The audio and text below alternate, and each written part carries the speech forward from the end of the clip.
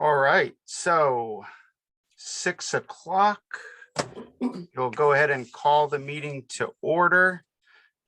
Recently just received word that Brandino has something urgent come up. I'm sorry, Director President Gibson had something urgent come up, so he may be joining us a little bit later. So I'll go ahead and share the meeting for now, and hopefully he's able to join us, in which I will gladly let him take over. So with that, if y'all could please join me for the Pledge of Allegiance. I pledge allegiance to the flag of the United States of America and to the republic for which it stands, one nation, under God, indivisible, with liberty and justice for all.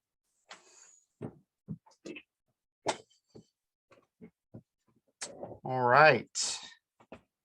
And just our meeting guidelines and safety protocols. So obviously we are in a virtual environment right now. So the purpose of this meeting is for the board to conduct board business. The meeting is open to the public and is recorded. And you can listen to all past board meetings by visiting board docs through the district website. And this meeting is also presented via Zoom. Not appropriate for our audience members to interrupt the board or ask questions during the meeting. And I think if there's obviously an emergency, since we're all virtual, you'll find your own way out. So and with that, I think that's all pretty much to cover there. We could talk about virtual public comments when we'll get to that point at the agenda. But you please raise your hand and you will be muted when it is your turn to speak. Or I'm sorry, please raise your hand and you will be unmuted when it is your turn to speak. And we'll do our best to call you in the order in which you raised your hand. And commenters will be allowed audio privileges only. And you'll please state your name and address. And commenters who violate the guidelines below may have their speaking privileges removed. And agenda items will be addressed as listed in the agenda. And I want to make sure virtual participants to please keep their mute their mic, disable their video. And with that, we'll go on to our vision and mission statement. Director Jeffries, would you like to read our vision and mission statement for us tonight? You bet. Our vision: our community inspires and prepares each student to thrive. And our mission: in connection with our community, the Sequim School District empowers staff to inspire hope and provide flexible, innovative learning opportunities in a safe and respectful environment so each student thrives. Thank you very much. And our acknowledgement of the land we stand on. Director Koo, would you mind doing our acknowledgement? Sure, you bet. The Sequim School District administrative and school buildings sit on the ancestral land of the S'Klallam people. While the S'Klallam traditionally come from one nation, history has led to the formation of 3 sovereign S'Klallam tribal governments. These include the Lower Elwha S'Klallam tribe, the Jamestown S'Klallam tribe, and the Port Gamble S'Klallam tribe. The district's primary partnership is with the Jamestown S'Klallam tribe. Today, the tribe and district share a partnership that includes official consultation on program and funding changes that may directly affect American Indian and Alaska Native students, as well as holistic service planning for students to remain successful in their educational journeys. Great, thank you very much, Director Koo. All right, and with that, we have 2 special presentations. The first is going to be our proclamation for our principals. It's honoring principals. Dr. Prine, did you have something on this you wanted to start with before we read the proclamation? Yes, I would just like to publicly thank our principals and our assistant principals and our directors and executive directors for all of their hard work this year. This has probably been one of the most difficult times to come back to after a pandemic. I mean, not that any of us have ever come back after a pandemic, but it's it's been relearning school all over again for all of us. And so our principals have stepped up and they're working long hours and weekends. And I just want to say thank you for keeping the boat afloat and the ship moving in the right direction. So yeah, I can't thank them enough. Indeed. Yes, I would concur for sure. All right. So with that, we'll go ahead and read our proclamation here.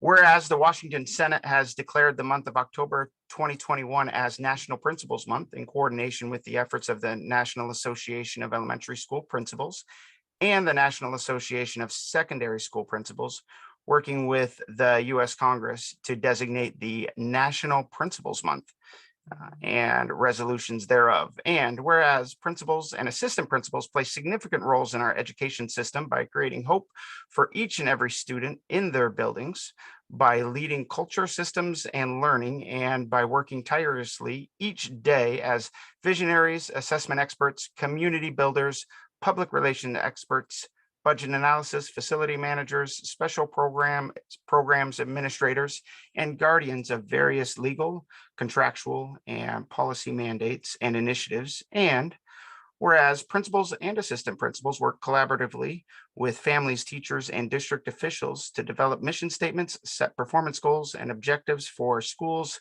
to achieve educational excellence and maintain high curriculum standards and expectations for all students. And whereas the Association of Washington School Principals honors such exemplary principals and assistant principals who have succeeded in providing high quality learning opportunities for students, as well as their exemplary contributions to the profession. And whereas to honor and recognize the contribution of all school principals and assistant principals to the success of each and every student in Washington schools, our most valuable resource, and to encourage residents of Washington to observe Principals Month with appropriate ceremonies and activities to promote awareness and the importance of school leadership in ensuring that every child has access to a high quality education. Now, therefore, I, Jay Inslee, Governor of the State of Washington, do hereby proclaim October 21st as Principals Month in Washington, and I encourage all people in our state to join me in this special observance. Signed this 27th day of September 2021 by Governor Jay Inslee. So thank you very much to the principals and assistant principals of our district. Appreciate everything you do, especially this year, as Dr. Prine already stated. And that brings us to 3.02, the Habitat for Humanity presentation.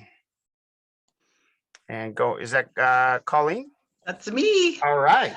Good Welcome. evening. I want to say thank you to Dr. Prine and to the board for allowing me to do a presentation. And I'm going to pull it up here. And we'll see if we can make this work. Bear with me. Present. Okay, can you see that great picture of our AmeriCorps Annalisa up on a ladder with a hard hat on? Great, awesome. So thank you for the opportunity to share about Habitat for Humanity. I appreciate it very much. For a bit of background information, there are 1,100 Habitat affiliates across the United States. There are 22 in Washington, and we also serve 70 countries around the world. Habitat for Humanity was founded in 1976 in Americus, Georgia, by Millard and Linda Fuller, not by Jimmy Carter. That's one of the biggest myths about Habitat, although he is our most popular volunteer. We now have 45 years of data on the transformational impact home ownership has on our family partners. It's gonna go to the next screen. Hold on, bear with me. There we go. I got two screens going here. Tracy knows what that's like. There we go. So I think that I know everybody that's on here. Eric, I don't know if I've ever met you. But thank you for serving on the school board, and I appreciate it very much. And I think all the other people that I saw in the tiles, I do know. So thank you. So Habitat Clallam was established in 1991 as Dungeness Valley Habitat for Humanity. We're currently building homes 34 and 35 in Clallam County. In 2015, we added our repair programs to our scope of work and have served hundreds of local families through our Rally in the Alley program and neighborhood cleanups. Our repair programs give us the opportunity to serve low and fixed income homeowners. We can also repair and preserve the aging housing stock in Clallam County.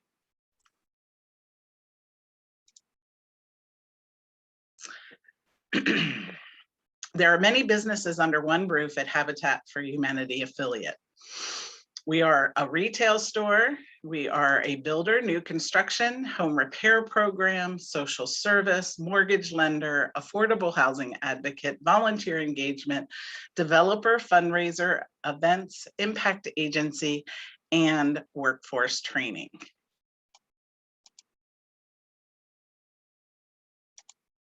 Oops, went the wrong way. Hold on.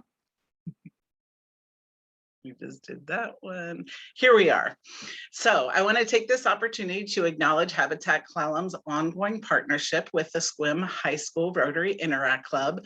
This was pre-pandemic, that's why they don't have any masks on. Students continue to put service above self and have volunteered at nearly every Sequim Rally in the Alley neighborhood cleanup event since they started in 2016. Return of Rally in the Alley post-COVID hiatus will be on Saturday, October 23rd. And we expect to see some Interact students out there then as well. Our Habitat stores are a fundraising opportunity for our affiliate. Proceeds go towards our programs like new home builds and repair programs and aging in place. The Sequim Habitat Boutique store will celebrate 3 years in business this November. It's wonderful to be downtown and participate in events like First Friday Art Walk. Port Angeles store is entering its 12th year of operation with outstanding staff. It's a must-go-to for many loyal customers for everything from furniture, lighting, building material, tools, appliances, and more.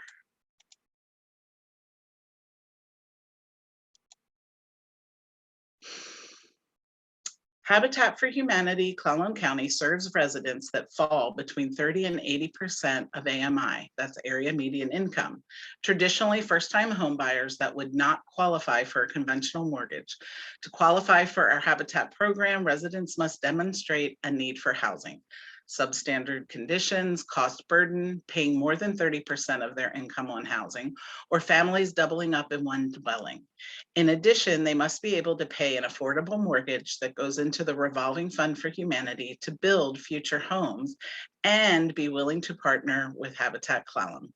Habitat has a paid construction manager, but volunteers working alongside our family partners fulfilling their 250 hours of sweat equity requirements primarily build Habitat homes. Habitat for Humanity is a hand up, not a handout. A 20-year shared appreciation schedule between Habitat Clallam and our partner families helps ensure that homes stay affordable housing. Thanks to the efforts of our 2020 Summer Build class students, our amazing construction staff, and all of our wonderful sponsors, Alicia and her daughter are now enjoying their safe, decent, affordable home. They are building personal wealth and stability, as well as establishing their permanency in our community. Habitat for Humanity knows that safe, decent, and affordable shelter plays a critical role in helping families create lives filled with possibility and progress. Caught in cycles of unpredictable rent increases, overcrowded conditions, or lack of access to land and affordable housing, many families live with a constant burden of uncertainty, stress, and fear.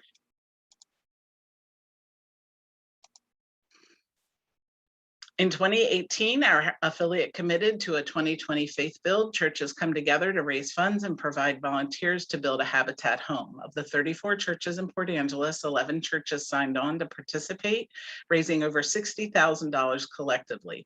We then secured a matching grant from Thrivent Financial for $60,000. Kaylee, our family partner, has 3 children, 2 that are special needs.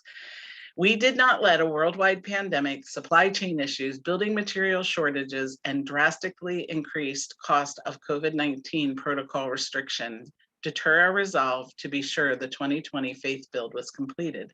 We celebrated Kaylee's home dedication on a bright and sunny Saturday, April 17th, 2021. Now that Alicia and Kaylee's homes are completed, we can turn our attention to the next 2 homes at our Maloney Heights community in Port Angeles, and Sophia's home is about 70% done. That's her home there on the right. Maloney Heights is a 14-home community. We are now building homes 11 and 12. We will build 13 and 14 in 2022, finishing out that community. Workforce housing is housing built to serve families that sit in the middle between true affordable housing and luxury housing. There are a few different versions of workforce housing. Typically, they come into play at an income level where you're serving families that earn between 50 to 80% of median income. There are many benefits to having adequate housing for working families located in a community. Workforce housing allows the critical community workers, emergency responders, CNAs, restaurant workers, hospitality workers, and school district staff to live in the same communities in which they work.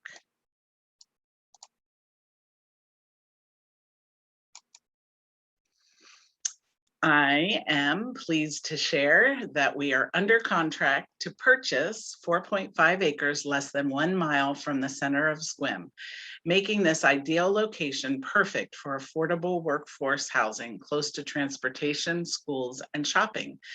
We're currently writing grants for infrastructure and development of property, and part of the grant requirement was that I present to the school board if we would be housing families with children. We anticipate 2 years for development and building homes the beginning of year 3. We will initiate a capital campaign in early 2022 to fill the gap between grants and current revenue for this development. So where is this property? Habitat Clallam has built 9 homes in Sequim, finishing the last one in 2009. Our Maloney Heights 14-home community in Port Angeles has been our most recent focus. We will finish the last 2 homes in 2022. Without the purchase of the Miller property, we will have no more land in our pipeline to build homes. Land is the foundation needed. The Jamestown Sklallam tribe has generously donated $50,000 toward the purchase of the Miller property, and we are very grateful for their support.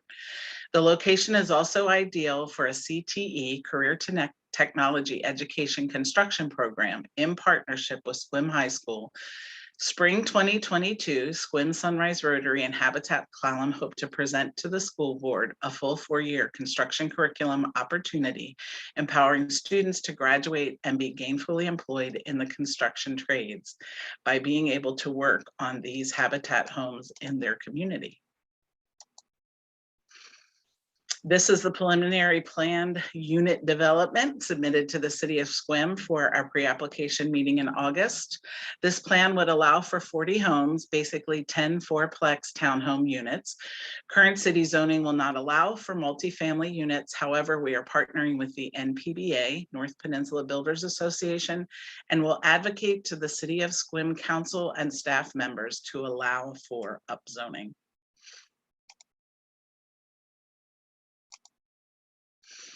This is an artist rendering of a potential style of townhome we envision for our workforce housing. This development would also have green space for families to gather and enjoy their community. Advocacy for affordable home ownership is essential for Habitat to continue our work. As I mentioned, current City of Sequim codes allow for single-family home developments.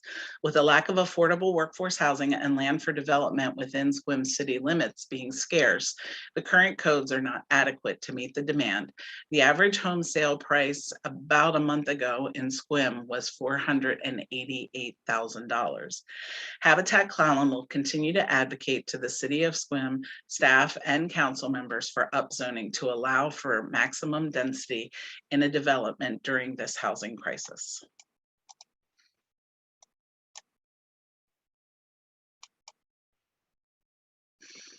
There are many ways to volunteer for Habitat besides swinging a hammer, and I'm very grateful for the people in this picture. They are volunteers and give of their time, talent, and treasure to Habitat Clallam in support of affordable home ownership. Other ways to serve and volunteer include volunteering on our build site, our advisory council, Habitat stores in both locations, and special events. Every volunteer matters. Our affiliate has 13 dedicated staff, 8 work in the 2 Habitat store locations. We have a construction manager that oversees new home builds and aging in place repair program, and a part-time construction lead. We have an AmeriCorps service member doing community outreach for our aging in place program. This team of dedicated people make our programs happen at Habitat. And with that, I am to my last slide, which I just wondered if anyone had any questions or thoughts. It has my contact information on it. We certainly, Habitat looks to the school district to be a partner, and hope that we'll be providing housing for those important teachers and principals. Yes, I see Larry Jeffries has his hand up. What's your question, Larry? I just wanted to check with you. Thank you very much. This is all exciting. Actually, I go back quite a ways with the Habitat for Humanity. I met Millard Fuller back in 1987 in Santa Fe, when Santa Fe, New Mexico started Habitat. He was very skinny and about 6'9", if I remember right. Very tall guy. So this partnership with the Sequim School District, what do you need from us? What would that look like? Well, I've been in conversation with Dr. Prine, and we will move forward more with that when your CTE hire gets their feet under them. And so we're looking to spring to come back to you with another presentation about that. I just wanted to plant the seed today that this could be a win-win for both of us, for there to be an actual building community that would support a construction program for a number of years. So possibly like a building trade program of some kind. That's our hope and prayer. Okay. Yeah. All right. So back for more. We're going to leave you with a teaser. All right. That's fine.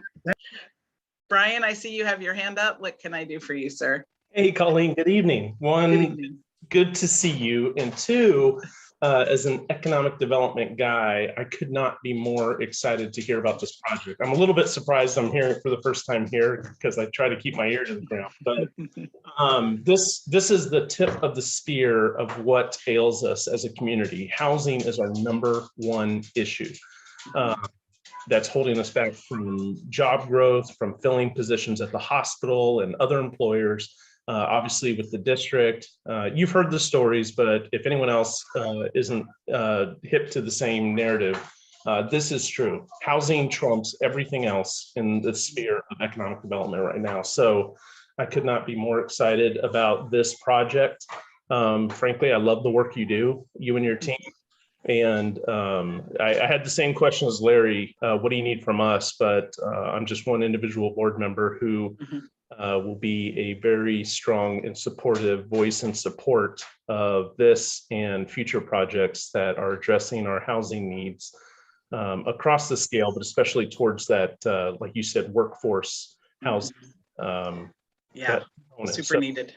Yeah, don't hesitate to call on me in any way to help, because this is Dr. Prine did write a letter of support for the grant that I mentioned, which is through the Housing Trust Fund, but possibly a letter from the school board to the city council talking about the barrier of housing. And back when Chris Hugo was our city planner, he felt like all communities should look like Seabrook out on the coast, and that the only thing that mattered in Sequim were single family developments. And that just doesn't work for today's critical need and demand. We have to think outside of single family homes on nice lots with nice yards. And the rendering that I showed you may not be the exact home we build, but there are beautiful fourplexes, and families can live a very wealthy and valuable life in a home like that. And so continuing to encourage our city council.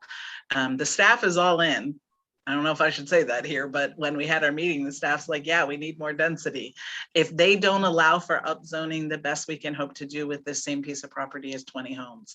And how sad would that be to miss out on housing 20 other families? So yeah, absolutely. And, you know, Eric, please consider that my request for us to tackle perhaps at the next meeting. But yeah, the statute threw out 488 as an average sales price. That is not sustainable. I can't afford that, and I'm better off than many. And yeah, just can't say enough about the need for density and the need to get that cost down. I worry, like you do, because I know some of your kids. I worry about mine, right? How they're going to be able to attain the quote unquote American dream of, having a nest egg that they can build equity in. I mean, this is just so important. I can't say it enough. So I'll shut up now and just appreciate you being here tonight. Thank you for your support. And thank you, Dr. Prine, for allowing me to share a little bit about Habitat. I really, really appreciate the time tonight. You're very welcome. And can I just say something, Eric? Yeah, sure. Now that we have our CTE director, he's being officially hired tonight, Colleen, we will start work. Yes, I know, we're excited. And he's excited. So we're going to start working with our CTE program at the high school and getting all the steps that we need to get in place so that in fall of 2022, we're ready for that program. We've got a little bit of a start on it, but now we can make the leap. So Thank you. Thank you. Thank you for your time.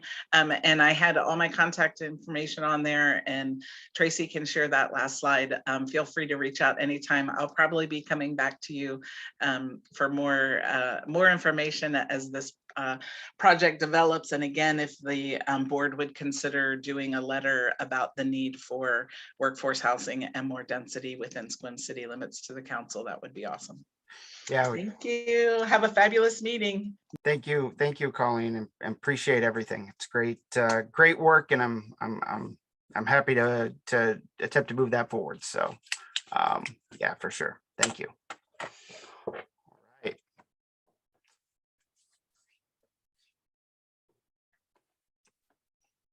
Let's see.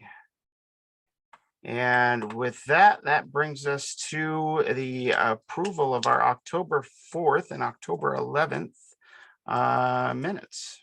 So I'll take a motion. Mr. Chair, I'd move to approve as presented. I'll second. All right. It's been moved and seconded to approve the minutes for October 4th, October 11th. Any discussion?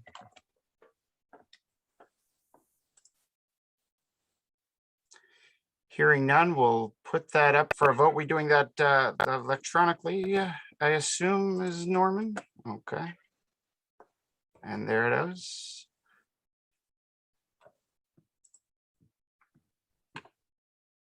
As I try to navigate some multiple screens here, so. I vote yes. This is Director Jeffries, but I have to hunt down my screen. We can give it just a minute for you, Director Jeffries, if that helps. That would be nice. I wanna give Director Gibson every opportunity he can to make it back in time, so I don't mind pausing for a minute.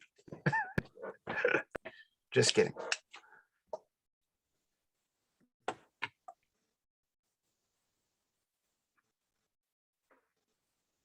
And if not, we can, assuming Tracy were able to, oh, there we go. All right, we are set. That motion carries. Okay. And brings us to our agenda. don't believe we have any changes, so I'll take a motion. Seeing no changes, I would move to approve as presented. Thank you. A We have a second. motion and a second. Thank you very much. Any discussion? Hearing none, we'll put that up for a vote as well.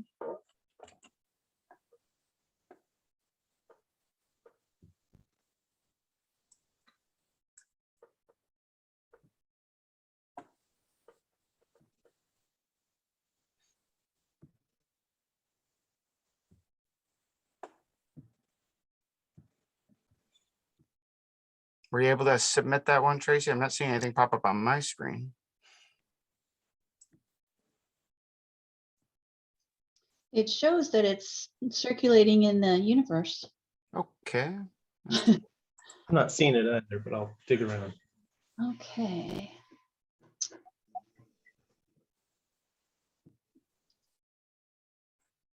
Move. Hang on, let me do that again.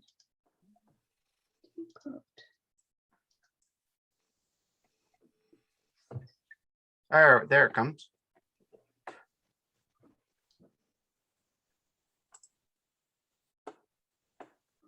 Mine came through anyway.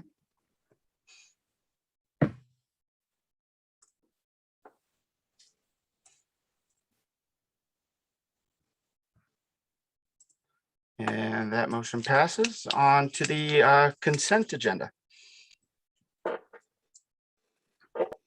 Take a motion on that. I move we accept the consent agenda. Second. All right, moved and seconded. Any discussion on the consent agenda?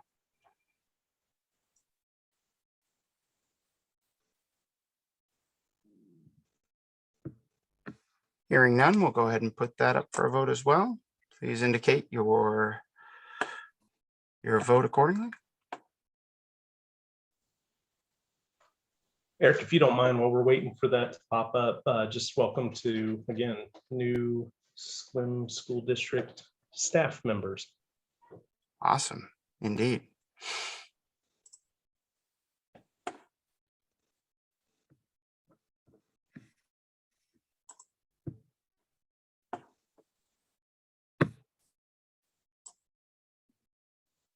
All right, that motion carries. Consent agenda approved.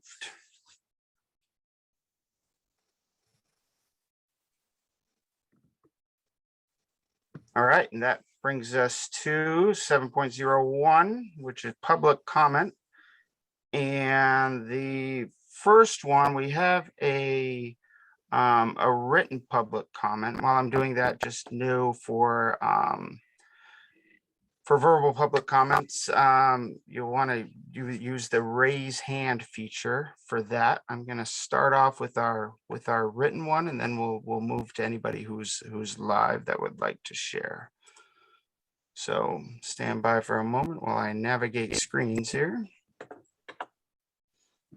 All right, and the written public comment is submitted by Dina Riccobini, and here it is.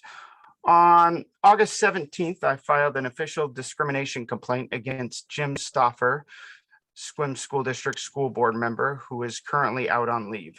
The reason for sharing this information publicly is because despite being assured from Eric Pickens, also Sequim School District School Board member, that this complaint would be taken seriously, 2 months have passed and I have not been assured of the safety of my family and me. On February 23rd, 2021, James Stauffer sent an email to Jane Prine stating, among other disparaging and inappropriate content, quote, a staff member at GWE and spouse, misspelled, of a principal on special assignment is sharing the post and making comments. This post is making the rounds of PTO, PTA members, all with an attempt to intimidate others. IMHO, end quote. This email to a new interim superintendent was designated are designed to harm and slander members of my family and me, both professionally and personally. The actual discrimination complaint form asks for a proposed resolution to stop the harassment, intimidation, and bullying behavior by Jim Stauffer. My resolution options are listed here, yet not a single item has been acted upon. I have received no apology, nor have there been assurances that Jim Stauffer will not be present at buildings or events where my children could be targeted as the harassment, intimidation, and bullying continues. Number one, public reprimand of Jim Stauffer for violating his school board duties. The irony of him being a legislative liaison is not lost on anyone. Number two, public apology to my husband, my children, and me. Number three, in order for my family and me to be protected from Jim Stauffer's harassment, intimidation, and bullying, will be notified 24 hours prior to him being present in any of the following spaces: GWOPA, DVS, SHS, and the district office. I will be provided at no cost to my family coverage during the work hours he is present. My children will be excused during the school day should he be permitted to step foot on SHS's campus.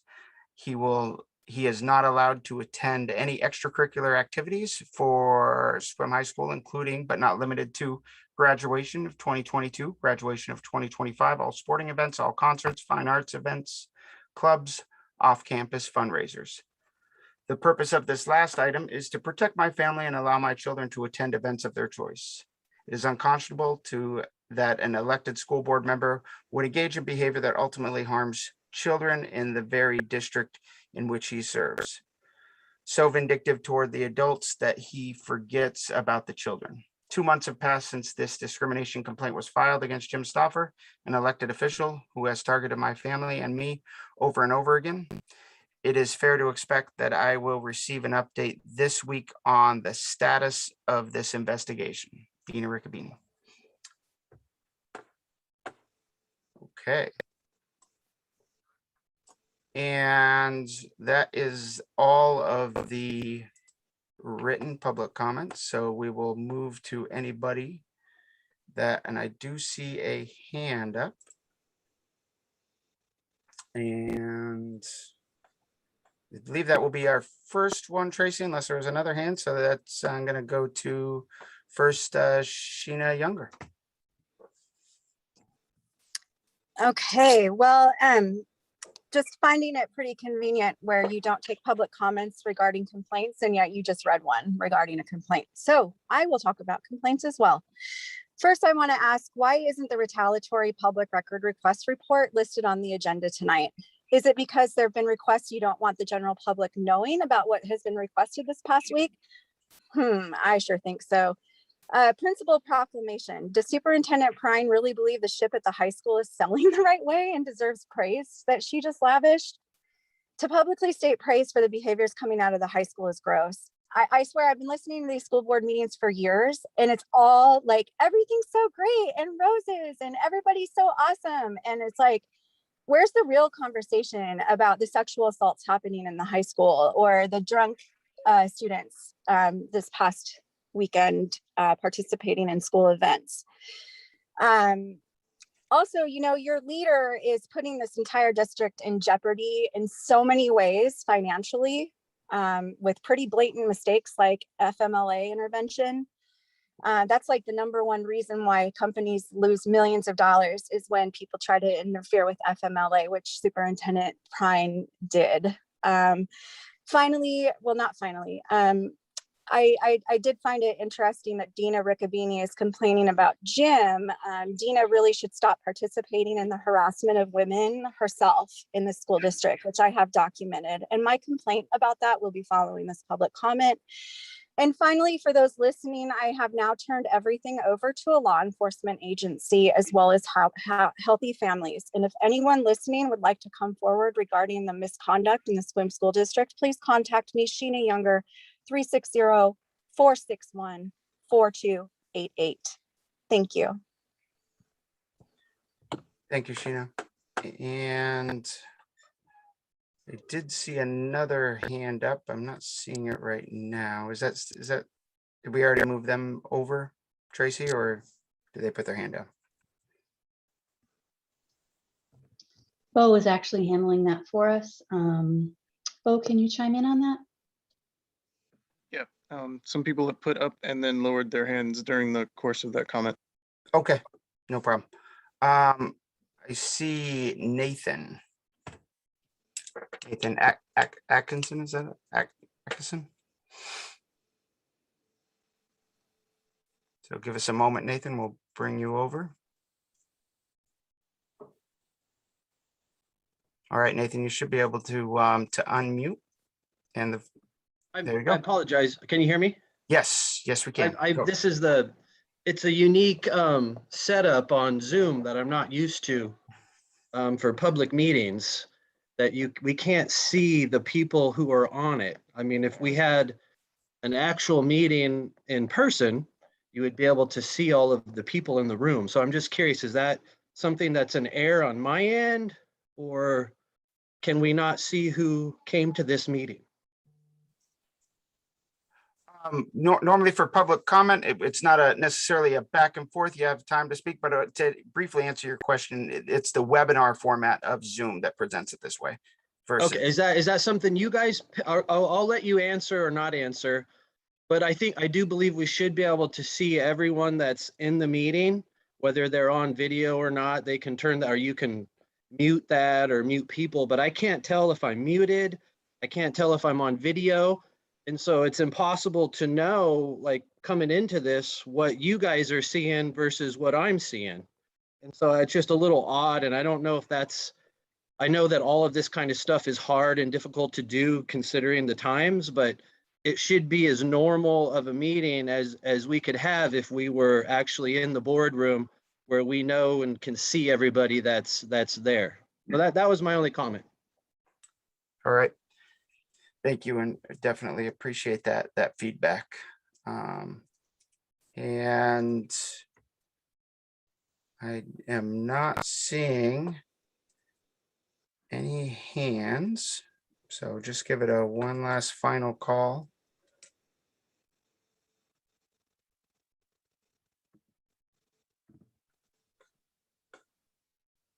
Okay. And certainly make sure that all issues that raised and presented are forwarded on to our trusted superintendent to make sure that are handled appropriately. Absolutely. With that, we're going to go to our student board representatives, and I don't believe I know that Elisa was having some trouble getting on. Was she able to make it on? Doesn't look like it. She was not, and she feels absolutely horrible. Her and I are going to troubleshoot before the next meeting. Okay. All right. Definitely. Yeah. Well, hopefully we're able to get that resolved and tell her we understand the challenges involved here. So it'd be my preference if we could find a way to get right back in person as soon as possible. So, which I know we're working on. So, with that, we'll go to Caleb. Hello, I have 3 board reports to display today. First one I have is from Grey Wolf Elementary, and they say that they are wrapping up the fall SBA testing. We have a handful of students finishing up state testing this week. While our initial test data is significantly lower than historical data, we understand that last school year was unprecedented. We look forward to end this year of testing this spring and hope to see large gains for our kids. Our families, students, and teachers should be commended for the work that was accomplished virtually and during the hybrid model. The science teachers at both of the elementary schools are giving input on our standard base report card. The short-term goal is to bring the report card more into line with the next generation science standards. Grey Wolf is also happy to send a team to the virtual statewide MTSS grant kickoff.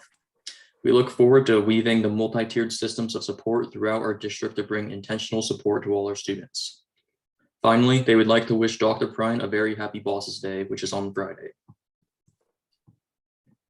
At Helen Howler Elementary, they are also wrapping up the fall SBA for the reading and math in 4th and 5th grade on Friday.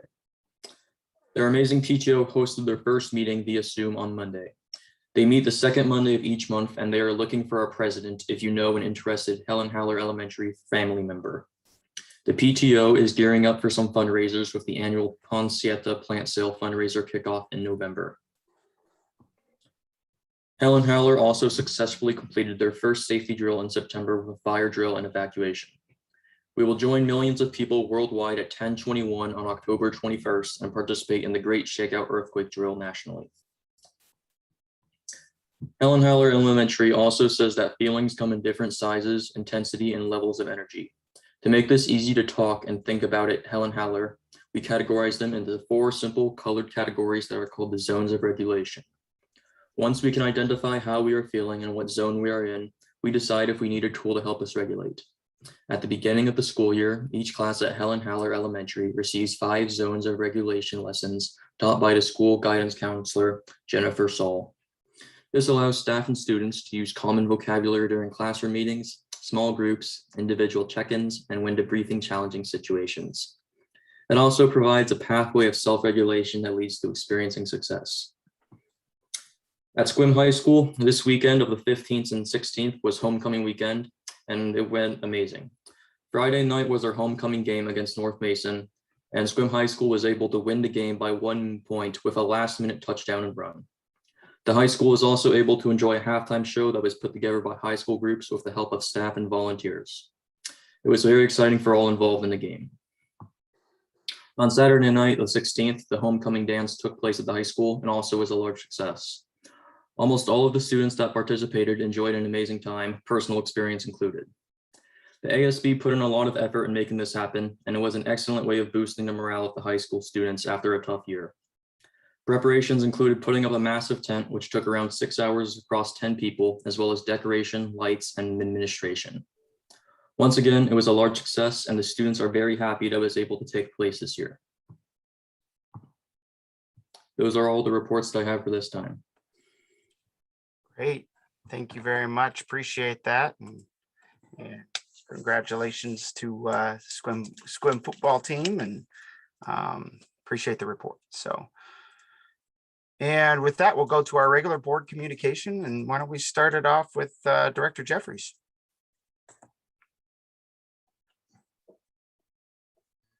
There we go. Getting on there and turning on my video. It was brought up before. One of the reasons our video is off is broadband width restrictions about several people. So by turning off our video, it helps everybody be able to participate. Let's see. We had a Dare to Lead overview workshop just prior to this meeting. It was excellent, very thought-provoking, and I'm going to have to mull that over for a while in my brain. And somewhere around here, I have a Dare to Lead book that I've had for a while, and I got to find it and dig it out. So thank you very much for that. Thanks to the principals. Lots of studies out there say, the principals lead the building, and as the principal goes, so does the building and learning for kids. So I want to thank them very much for their efforts, and thank them for their staffs too, for the marvelous job they're doing. A lot of turmoil going on right now in the nation, in the state, in the county, at the city, as you can tell in the Sequim school system. But we're still having great things going on out there in the school community. Kids are doing fantastic things. Teachers are doing fantastic things, and we need to hear more about them while we deal with some of these other issues. I agree with Director Perkins. I would like to get back to in-person meetings as soon as possible. And I know the district is looking at alternate locations than our small little one door boardroom that we've had in the past, so that we can accommodate more people and in a COVID safe environment. And so I'm looking forward to that. I would guess that we will have a virtual component, or maybe even a streaming component to board meetings from here on, in addition to in person. So looking forward to that. Ooh, testing, they mentioned testing. Testing, good, bad, they're imperfect, but it is part of getting back to normal.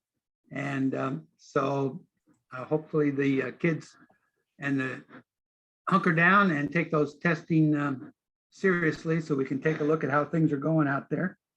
I did have a talk with the schools about my concerns about lead testing, and I know the schools have done some lead testing in previous years and have replaced some drinking fountains, but I'm looking forward to an ongoing process checking our drinking water. And I was thinking at some point we might want to think about having a workshop or a public forum, or put out some information about how the board and how the school district handles complaints, rumors, public comments. We do have board obligations, obviously, to follow through, as does the superintendent's office. But I also know there are legal limits of what boards can do. And there's a lot of misunderstanding of what boards can and can't do. And some of these things take time. We have a lot of concerns that we deal with. Hopefully we keep that separate from what's going on in the classroom, so the kids can enjoy their success and achievement in the classroom and have a feeling of belonging and importance here in our school system. So maybe that's something we ought to think about doing in the future. So thank you. That's all I have to say. Great. Thank you, Director Jeffries. And Director Koo. There's the mute button. Can you hear me okay? Yeah, go ahead. So just a couple comments. Yeah, again, I posted about this too. Thank you to our principals. That's an unenviable job, I think, in many regards. And so thank you for keeping our facilities and programs moving forward. And just being I equate it to, even though I wasn't in the military, I equate it to being the colonels of a school district, and handling things at that level. And so just grateful for that layer of management and everything y'all do on a daily basis. This is a little bit selfish as a parent of now 2 high schoolers, but a job well done with the homecoming events at the high school. Now, granted, these 2 FTEs are boys, so I don't hear all the details, but they said it. Both of them said it was a successful event, and I've heard a lot of good comments from parents. Larry kind of took my thunder, or I guess my thought, but I fully support him and in what he's saying here. And I know we have some of our school board candidates on the call here tonight who will likely be working on this too. But I agree that there's a good opportunity to look at ways that we can improve our processes for handling, the tough business of operating a school district, because I have no doubt we are all after the same thing. And that's kind of the guiding light that I'm holding to right now is, some tensions are heightened and try and do better. So it's always a good learning opportunity. And then I just want to close on a personal note and in the interest of transparency, but obviously those who know me are aware of my typical humor. It varies based on who I'm interacting with, and many of those conversations are not meant for public display. I do my best to ensure that my public comments are both sincere and appropriate to the audience. Recently, a private conversation that was shared with a mutual friend was inappropriately aired publicly in an assumed attempt to disparage me and/or the school board. To be clear, I fully own that I was the board member included in the exchange and that my comment therein was truly only in jest. I want to specifically note that I fully support Policy 5201 and its intention to maintain a safe and healthy learning environment for our students. To my board colleagues, I'm sorry for any distraction this may have caused. That's all I have. Thank you, Director Koo. And I will just follow up with a couple of notes. Already stated that certainly want to thank our principals and assistant principals for this year especially, but in most years, keeping things running smoothly and giving our other educators in the school the support and backup that they need to keep the learning happening that's in the classroom. Certainly it's a team effort at every school building for sure. Also to Director Coop's point about the homecoming dance, I also, of course, have a kiddo that was there who's not a boy, but she certainly let me know about the positive aspects of it, and both the I don't know if joy is the right word, maybe not, but just the idea of having that sort of event where we've gone a long time without that kind of event. So I know it was something that was both well attended but appreciated as well. So and other than that, just want to mention that, and it sort of relates to the agenda, but I know it was brought up about public records reports, and we do have a policy that talks about public records reports, and that does get done monthly. And so for the month of October, we've had the monthly report for October, but everything that follows should be in the next monthly report, which should be coming in November. So that is a process that gets done monthly. And appreciate both comments about conversation about how complaints are handled. I welcome the opportunity to talk a little bit more about that. Just know that the safety is obviously of paramount importance when we're talking about that, as well as ensuring due process is followed with all of those. We want to make sure that we have an impartial investigation that takes place, and of course, first and foremost, that we're keeping folks safe in the meantime. So and I would appreciate a forum to discuss that a bit further. So we'll certainly take that up. And with that, we will go ahead and move forward on the agenda. Just want to check to see, we don't have, Director Gibson has not been able to join us yet, I don't believe. So we will move forward. And with that, we have our choice report, and that's Tracy. Hello, thank you very much. It is that time for our annual choice report. I'm not sure if any of you had a chance to look at this, but we'll just briefly go over. We have a 3-year spread here. As you can see, we're kind of back down to a little bit pre-COVID numbers. This is a breakdown per grade of students who have choiced out of our district. So that means they live here, but they've decided to go to an online school or another school. We have parents who work in Port Angeles or Port Townsend, and they would wish their students to attend where they work. So that's some of the reasons for situations. So a total of 132 students choiced out this year. And just a percentage of breakdown per grade, with 10th grade being the most popular, it appears. Okay, so this is good news. We have an increase of those who have choiced in, pretty decent increase. There's a little breakdown over here of where the students are landing. Gray Wolf, Haller Middle School. We've got some at the high school. And so, sorry here. There we go. As you can see, not a ton that has to do with DVS. So folks are wanting to come to Sequim.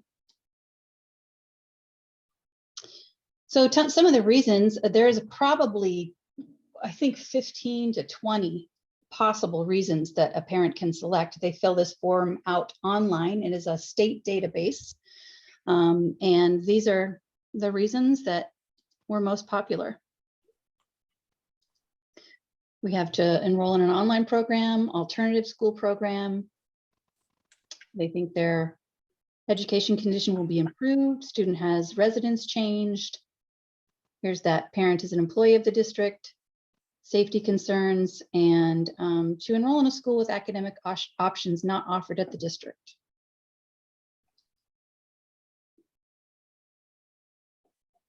These are the places where they chose to attend. You want to look at our most popular.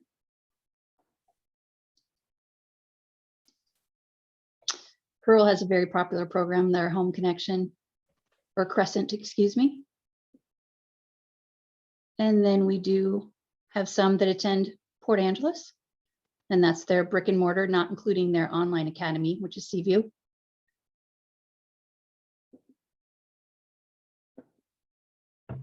There was a new one I didn't put on here this year, but there's an online school called Starbucks School. We had, like, I think 2 applications for that school. Interesting. Yeah, that is all I have. Any questions? Director Jeffries or Director Koo, any questions? No questions other than to concur. Very interesting.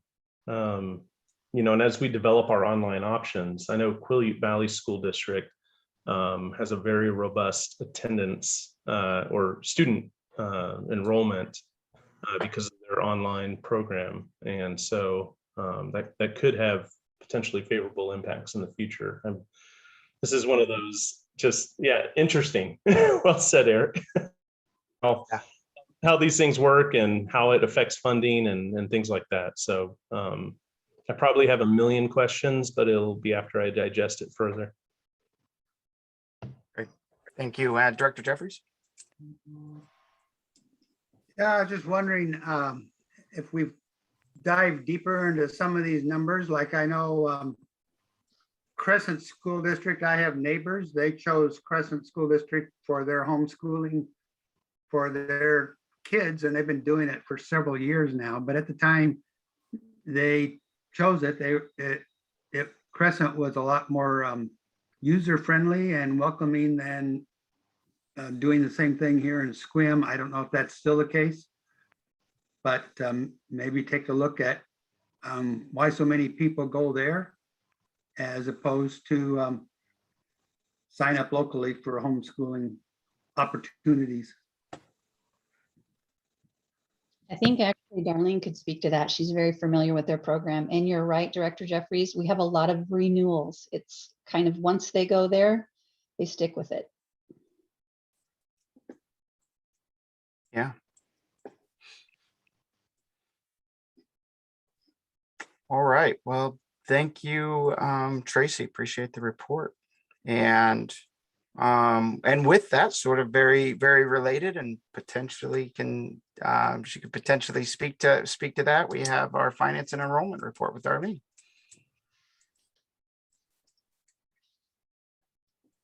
Are you there, Darlene? Oh, yeah, sorry. I'm All right. trying to unmute myself here. Okay, so I'm going to go over board reports for the month of September, and keeping in mind that we are still doing year-end close, and so everything is an approximate right now. So as soon as the books are closed, we have another week to get things to the ESD for our year-end close for 2021 school year. They'll look things over. They'll send it back with anything that they think that we need to really look at, and we'll make changes and continue to get things just all buttoned up, and then it will go back to the ESD and they'll forward to the OSPI. And I think the deadline for that is, I don't know, around November 8th, or maybe a little bit sooner than that. So that's kind of what our timeline is. It's coming right up here. So there's just that little bit of crossover while we're buttoning up the numbers for August and giving you firm numbers for September. So right now they're approximates, and they're based on everything that we've been doing. The numbers are real as far as reports that we're running. It's just that as we're closing up other programs, a big thing would be accruals for grants. Anything that we have paid in September and October that go back to 2021, that all affects our year-end close. So that's why it looks like that. So let's see, it looks like Tracy's got us looking at our general fund expense summary by object. So as you can see, year to date total, it's got like what we spent currently, This is the month where it's easy to see everything. If you were to look at a budget status report, it's the very first month. We spent $3.948 million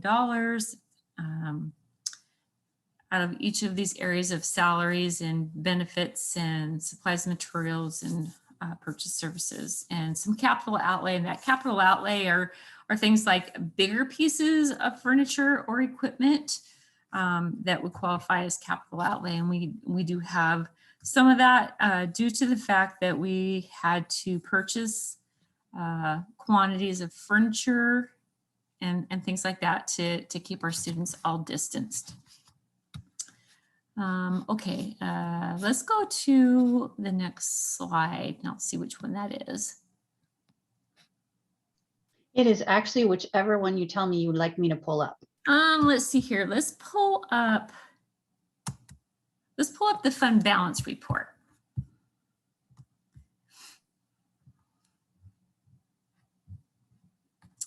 Okay, so you can see that I put it in green so that you can see that it is an estimate until the F-196 is finalized. And the two areas that really are not finalized yet would be general fund and ASB, which is completely normal. Those are the two funds where a lot of different transactions happen throughout the school year. So there's revenue coming in and expenditures going out. And so those are the two that we want to make sure that we have everything in order before we have our F-196 finalized. And as you know, when the state auditor comes, everything that they look at, they are balancing against what we put in our F-196 and our notes to the financials. So we want to make sure it's as complete and accurate as possible. So right now, if everything in August were just the way it is going to be, our beginning fund balance would be $1.973 million. And I think in my budget, I budgeted that it would be $2.1 million. So it's close. And so this month we took in revenues of $2,723,150, and expenditures were very high. They're always very high in the month of September, and $3,948,206. And that is salaries, benefits, certificated staff had tri-days at the beginning of before school started. So that was all included. It's always a much bigger payroll. And so you can see the estimated ending fund balance is $748,706. And the reason that it's like this is because we are already spending dollars with coding to Title I grant and Title II grant and Title IV grant and IDEA-B, which is special ed. Those things are all in place, but those grants aren't all in place for us to be able to claim every single one of them yet in the month of September. We don't have that. I just did grant claims. So we're always kind of running a month behind. And also with our ESSER funding, we must spend the dollars and then ask for reimbursement. So all those things are kind of wrapped up in our expenditures. So a lot of it is salary and benefit. So that's why that looks an approximate under $1 million for the month of September. Also, September is a very low apportionment month for the percentage that we get that's spread out over the 12 months. Next month, or this month, I guess, October, also we will receive a large balance of our local levy dollars. And so it just is very low until we start receiving some of that revenue that we would normally see in the school year. Capital Projects Fund is good to go and balanced. And so after we were finished paying for the entire Gray Wolf roof, we have $197,876 in Capital Projects Fund. And then just so that, in case you're questioning capital projects, one of the things that we talked about is that the Gray Wolf roof was slated to be one of the capital projects, levy funded projects. So as things come about, if there's something that is just a little, wasn't quite projected right in the cost, we do have that flexibility because we are not paying for the Gray Wolf roof with capital levy dollars. Debt service fund, it's going to sit just like this. It's at $70,064, and it will sit there and just gain that little bit of revenue each month because we're not using debt service fund right now. If we were to go out and have a bond, then we would start using debt service fund. But right now we do not need to use debt service fund. So Associated Student Body Fund, that's the other fund that is an approximate right now. In the process of balancing all GLs of ASB, and ending fund balance is approximately $367,213. Transportation Vehicle Fund has a balance of $850,327, and as you know, that's for the purchase of school buses and any major repair that might happen for one of the school buses that we currently have in our fleet. And the Director of Transportation is aware that as our buses come off of the depreciation schedule, then this money is used to replace that bus. All right. Any questions on this slide before we move on?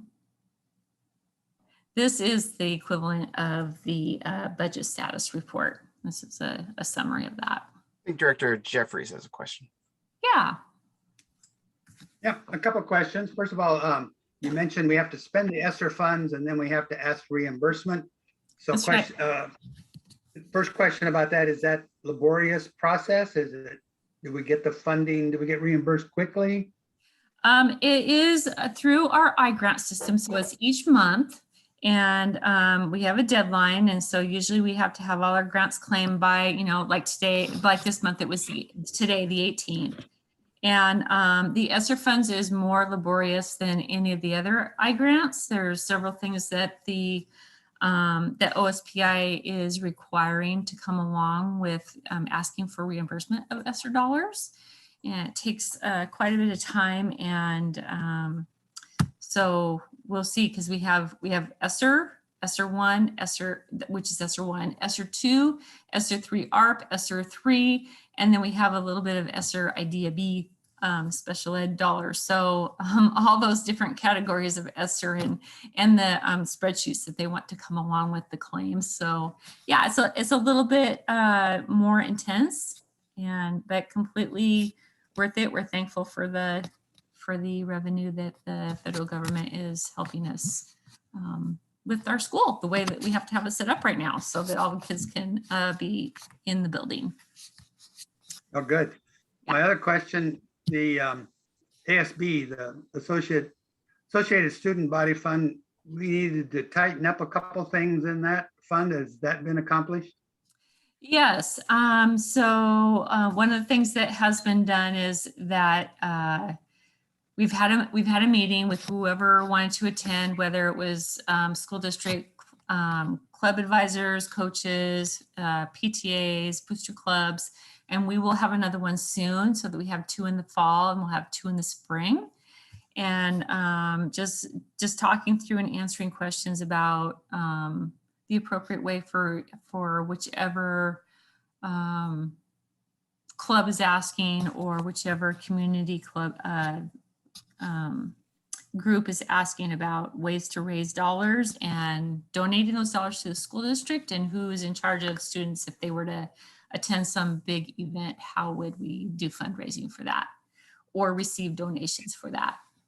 So yes, we've taken down the boxes that were on the walls in the choir and the band rooms. There are not boxes for students to put payments in that were through the booster club. Those are no longer allowable on the walls. So those have been taken down and they're in my office.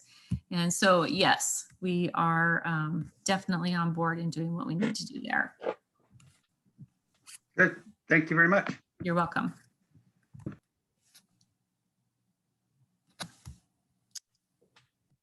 Okay, I can't see anybody's hand when the hands are raised, so. Yeah, I think you're good to proceed. Okay, All right, let's see here. How about how about general fund expense by object? I don't know if we've done that one.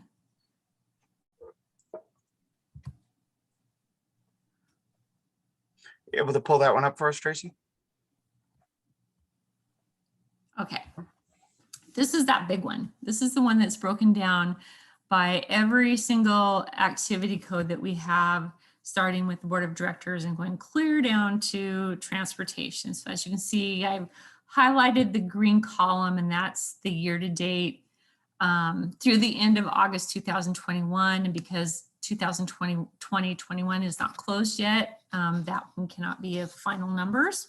So, but the other columns are correct. Got my new budget numbers in for 21-22 and what we've spent year to date and what's encumbered so far. And so one note about encumbrances is that when I had to run my reports, I do not have salaries and benefits encumbered in those dollars because payroll wasn't at that point yet.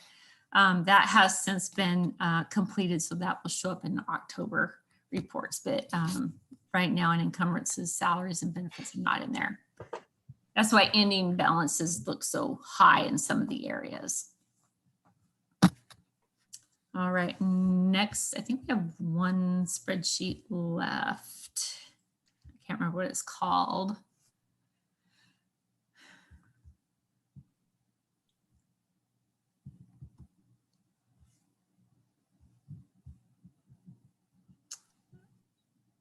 Maybe it's the summary by account. I don't know, I'm not sure. Do you have it up? Oh, okay. Yeah, this one.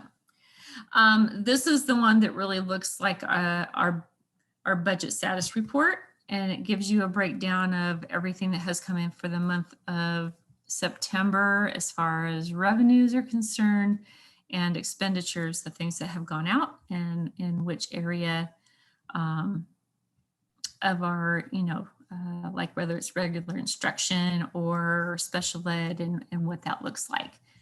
And again, in encumbrances, we do not have salary and benefit in those dollars. Because what will happen is that balance at the bottom, the 41,688,000, most of that will be all just like snapped right up for salary and benefit. So our ending balance of unencumbered dollars will be much smaller when you look at the October reports. And you can see that I had to put everything down below in green. And their ending fund balance at approximately $750,000, which of course will probably be the lowest fund balance of the school year, is usually what happens because we haven't received any of our levy dollars or anything. And grant reimbursements are at a minimum right now. Darlene, Yeah. can I ask questions? One thing that this wouldn't be reflective of is right now we're going off of for the first several months of the year would be going off budgeted enrollment, and then in January, I believe, is that when it trues up, and if we're over what we have budgeted. Yeah, that's also correct. And so what's happening right now is that they're just using the numbers that we thought that we at least hope that we would have that student enrollment number. And so if it's larger than what I budgeted for, then come January, you're right, it will true up, and then we'll receive more apportionment. Where the other way around is if like this last year when enrollment dropped so much and due to all things COVID, then they square up in January and we don't receive as much apportionment. So with that, you can see the enrollment report right here. So you can see September's number of student FTE was 2,486.37, and it's gone up a little bit. In October, it's 2,497.28. So it's going up a little bit. So And those are more than we budgeted for? Let's Or is see. that pretty close? It's pretty close. Yep. So I don't have that in front of me. I wish I would have brought that home with me. I didn't grab that file, but yeah, it's more than it's at least as much as we budgeted, if not a little bit more. Okay, thanks. Yeah. Yep. You're welcome. All right. I think that was it for all of my reports. Does anybody have any other questions? Director Koo. Yeah, Darlene, just a couple observations. One, thank you for the detail of your financial reports. And just to capture it for the record, if my quick math was right, we're down about year over year, 7% in our head count. So just as we're all kind of, just keeping that in mind. Yeah. Obviously, we budgeted conservatively, so I'm grateful for your foresight on that. But yeah, that's all. Yeah. Yep. You're right. It's, we hope that it doesn't go down, but every year we're just dealing with some, things, and a lot of, I know that Tracy was saying I could speak to some of the online programs, and I used to work in Equestrian School District, and the Pearl program is a very large ALE program. And a lot of students all over Washington State attend that program. And the way that program is set up is different than, let's say, WAVA. And so like my 3 grandchildren who are in Chimacum School District, they go through the WAVA program. So they're at home now, and their parents have chosen to put them in the WAVA program for different reasons. Pearl program, you choose your own curriculum, you get a stipend, you buy your materials, where WAVA, you use the curriculum that they have. And for a lot of parents, that's, easier, but it's pretty structured, and kids who are ready to excel can really excel. So, different families are choosing different online programs for a lot of different reasons. And it's just, we're fortunate that we have an ALE program at Sequim School District now, and we actually have 2 of them, and they're growing. So DVS is growing, and so we're thankful that we have that program so that we can offer that to our families in our community. Yeah, absolutely. And, just to continue with that, COVID has obviously changed the way we do a lot of things, including business, shopping, and also educating. So That's right. I'm excited to see how it will enhance the overall experience. But like everyone else at the table tonight, I'm nervous about how it could disrupt funding and, continuity of operations. So yeah, just grateful for your oar in the water and the work you do. So thank you for the good reports tonight. Thank you, Director Koo. Yeah, I would concur with my colleague there regarding different venues of educating. I think it's just important that we have a diverse ways of meeting our student needs, because we all know that that students can be successful in different environments. So yeah, so have some options there for kiddos for sure. Director Jeffries. Yeah, thank you, Darlene. Again, your reports are great. I think in the future, this is for the superintendent and the educational leadership of Sequim. I'm guessing because of COVID and all the virtual and online schooling, that the basic, or I shouldn't say the basic, the look of schooling is going to change in the future to include more technology and online learning. So hopefully we can stay abreast of that and offer programs that will, as Director Pickens said, will meet a diversity of kids and their needs. So if we have students that are home 100% of the time and in school 100% of the time, and some in between, or I was a biology teacher, so if in my biology class I can bring in University of Washington or Washington State professor to talk about, give a mini course to my students, all of that's going to be possible and ongoing here as we come out of the old way of learning and moving into the new way, whatever that's going to look like. That's right. I think So we're I- moving that way, though. I think you're Yeah, right. I think so we're I hope- doing it. Hopefully in your planning, your budgeting, you guys can foresee, you can foresee the future. You could do that, that'd be great. It would be great. Okay. All right, and with that, thank you, Darlene. And I think that is going to bring us next to our superintendent's report, if I'm not mistaken. Dr. Prine. Yes, thank you.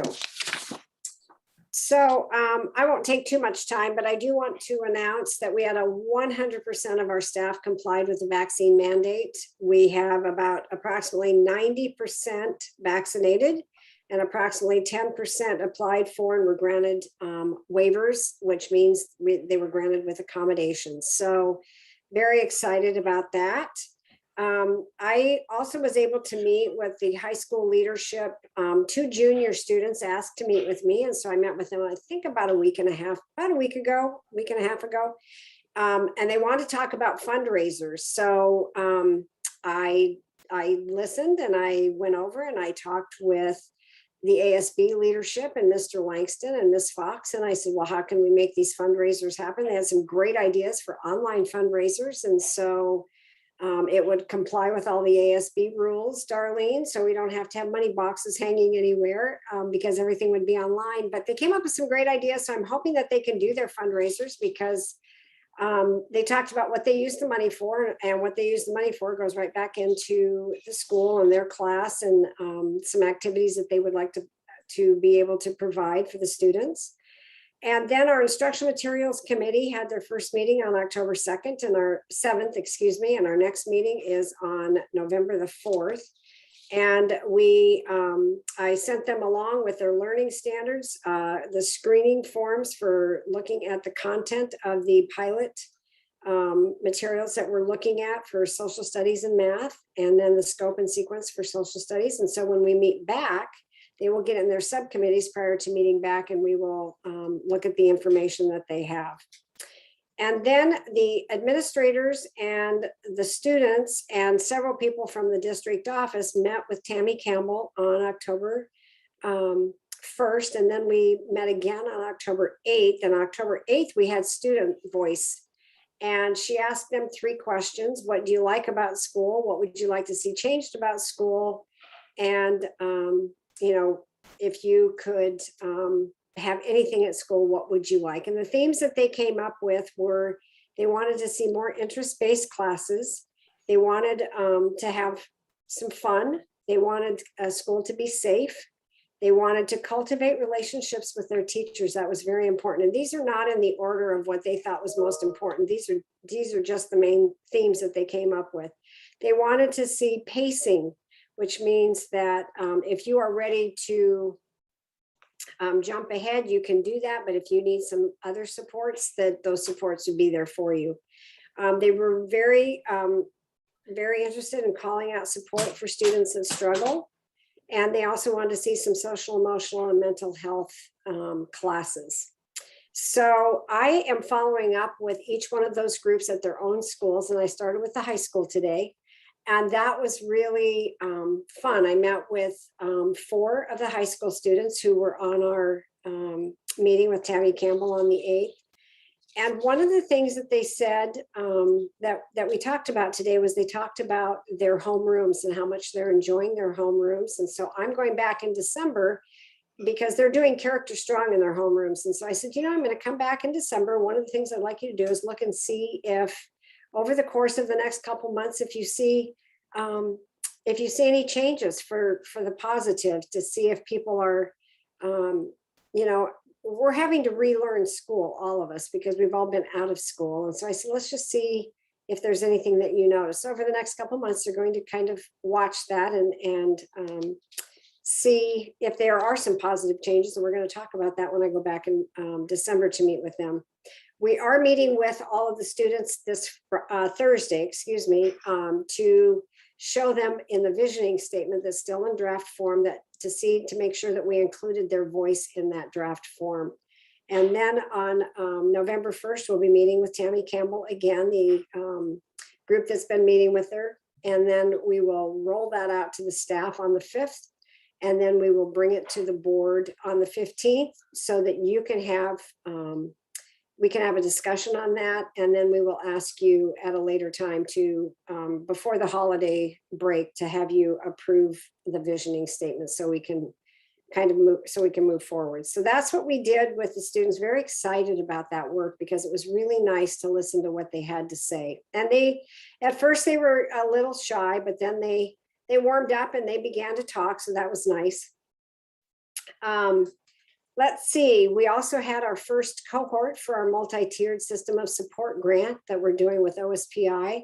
And there were a number of school districts involved. And so we were working with other school districts, and we have another meeting tomorrow, and then we'll be meeting just once a month. And basically it's academic, social, emotional, and I'm just drawing a blank. But anyways, on multi-tiered systems of support for tier 1, tier 2, and tier 3. And tier 1 are all students. Tier 2 are students that need a little extra support, and tier 3 are students that need a lot of extra support. And how do we support those kiddos, and how do we do it on a system-wide basis, and so it's systemic. So we're getting those systems and processes put in place.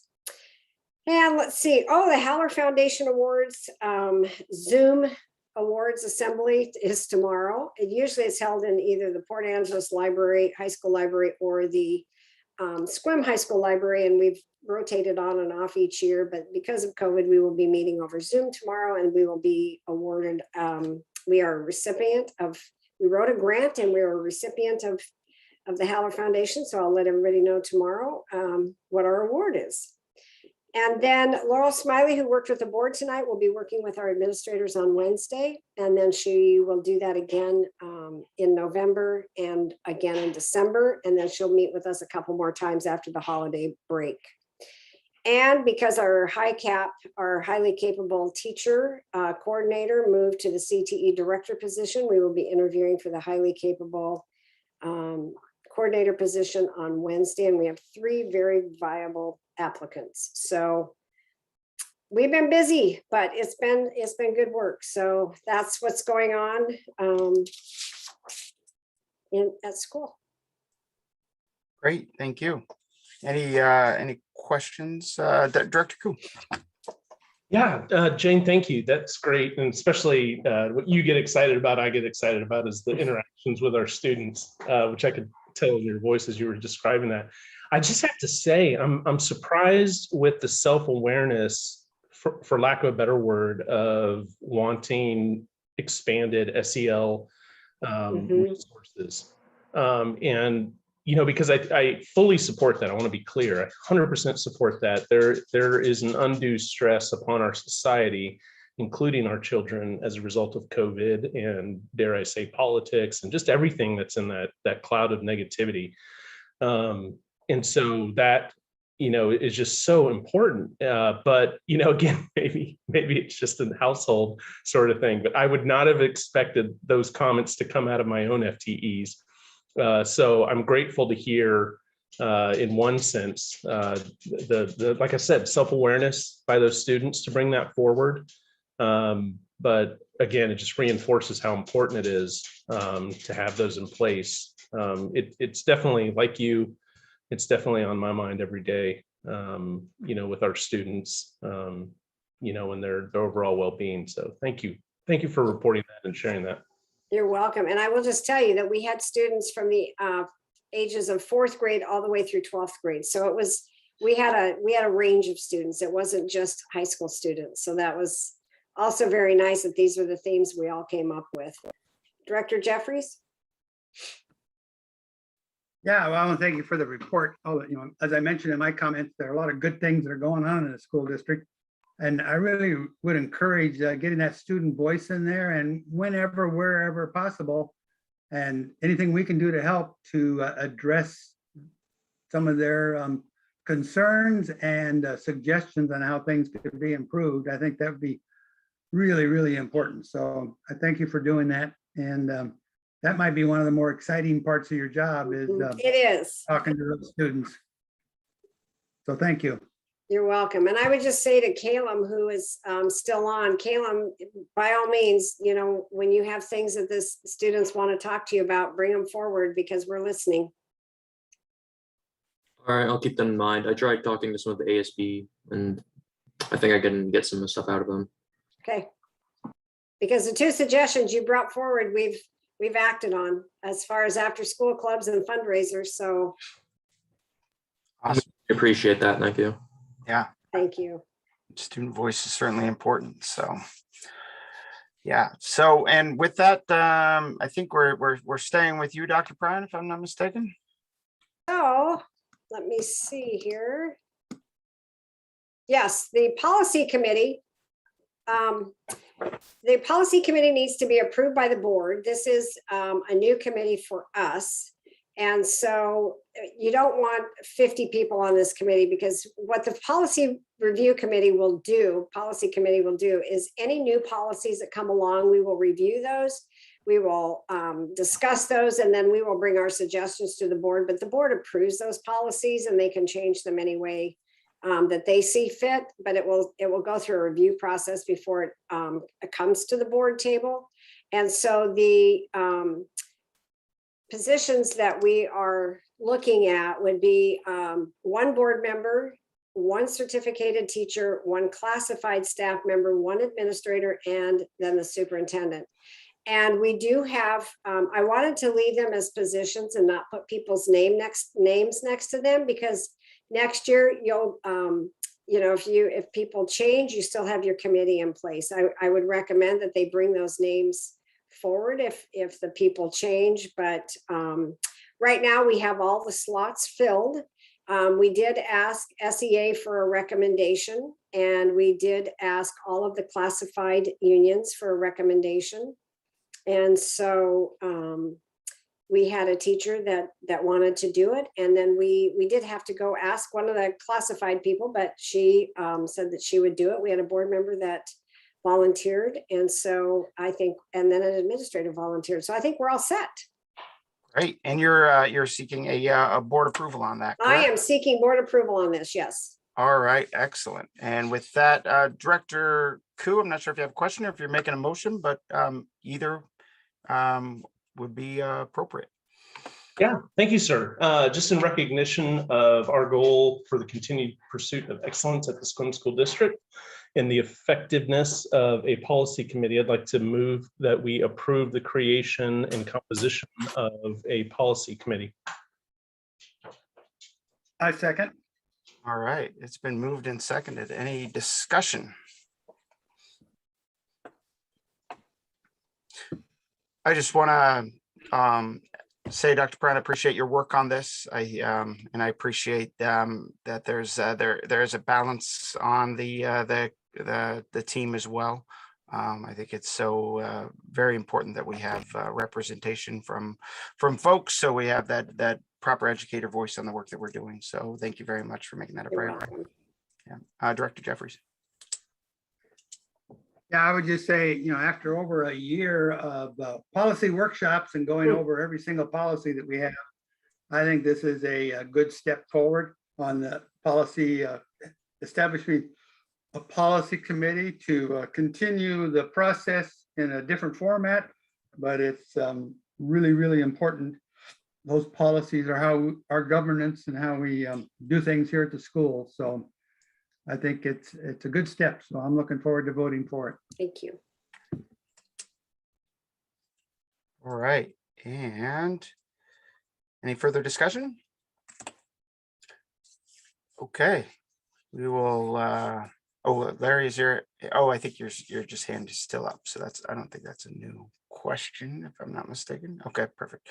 All right, we'll put that for a vote. So go ahead and it should be up.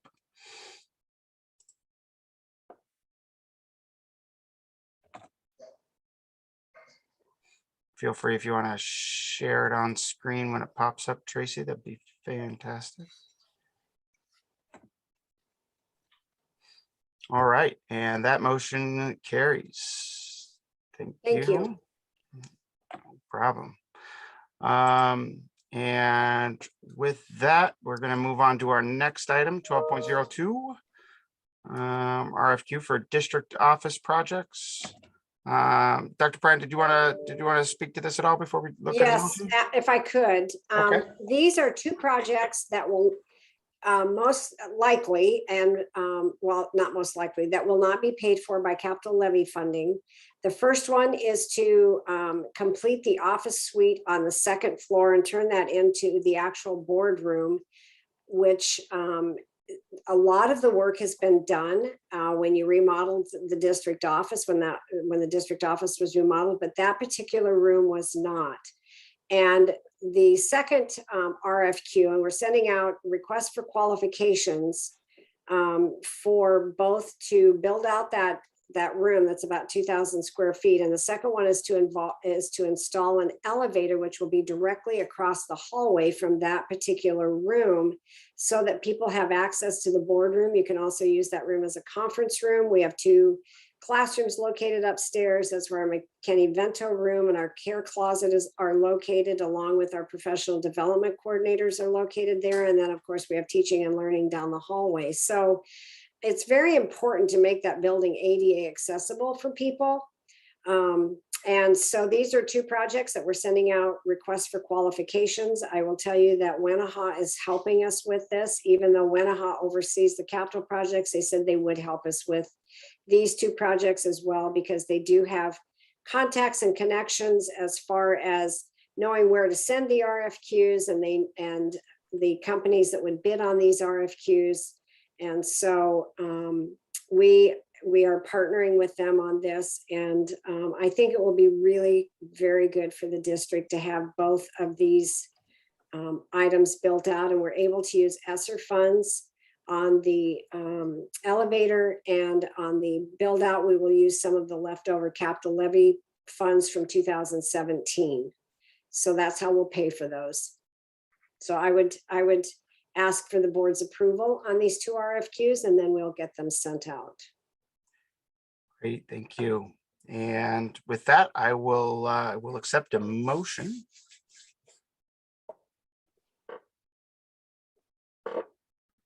I move we approve these 2 RFQs, one for the elevator and one for the build out of the room. Did I state that correctly? I believe you did, sir. And Director Koo? Yep, happy to second that. Okay, it's been moved and seconded. Discussion. Director Jeffries. I would just like to thank Dr. Prine and John McCandy. They gave me a quick little tour this morning because I didn't really have a good picture in my mind what they were talking about or where it was. And I'll have to admit, a little bit embarrassed. It's been a while since I've been up on the second floor and looking at the McKinney-Vento office and the professional development room that's up there now, where Sequim Option School used to be. And then looking at the potential boardroom, it's much, much, much bigger than I had envisioned in my mind. So if you haven't seen it, I'd encourage board members to go take a look at it. It's got a lot of possibilities. So appreciate all the effort that's gone into this. And the elevator is much needed in that building. And Director Koo. Yeah, I just wanted to, I guess, acknowledge that as Jane was sharing this, I'm thinking, well, shoot, what if we did this, because I'm terrified of the price of an elevator. You can talk to Port Townsend about their experience, but it is what it is. And Jane, your comment about this is making the building ADA compliant, so it's not just about the board, because we can set up a folding table outside, it's much more than that. This is our professional development space and so much more. So for that, I'm prepared to vote in favor of the motion. Yeah, and I'll concur with Director Koo, although certainly getting it up to ADA standards is important, but also we have other offices up there, including our superintendent, of course. We want to make sure that everyone's accessible from an ADA perspective, absolutely.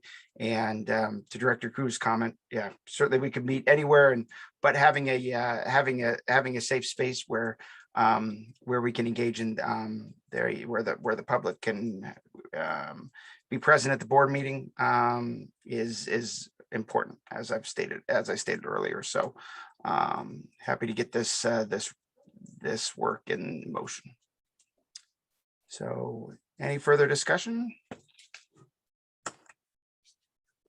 All right, we'll go ahead and put that up for a vote as well.